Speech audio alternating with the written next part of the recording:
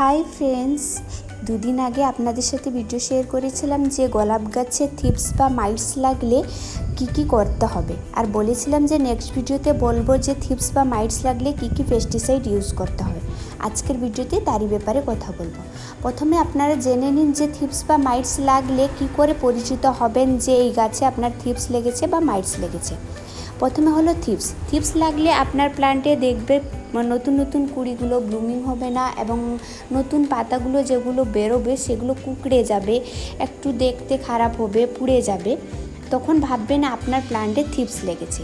আর mites লাগলে দেখবেন সকালের দিকে পাতার মধ্যে মাকড়সা জালির মতো দেখা যাচ্ছে। মাইটস সাধারণত পাতার নিচে হয়।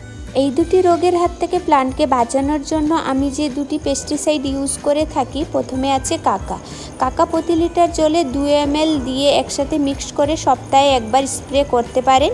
সেকেন্ডে আছে কনফিডার প্রতি লিটার জলে 1 ml গুলে আপনারা প্ল্যান্টে স্প্রে করতে পারেন। দুটি পেস্টিসাইড আপনারা অল্টারনেট করে প্ল্যান্টে স্প্রে করতে পারেন সপ্তাহে একবার। চলো আজ আসি, দেখা হচ্ছে নেক্সট ভিডিওতে। ভিডিও ভালো লেগে থাকলে অবশ্যই সাবস্ক্রাইব করবেন।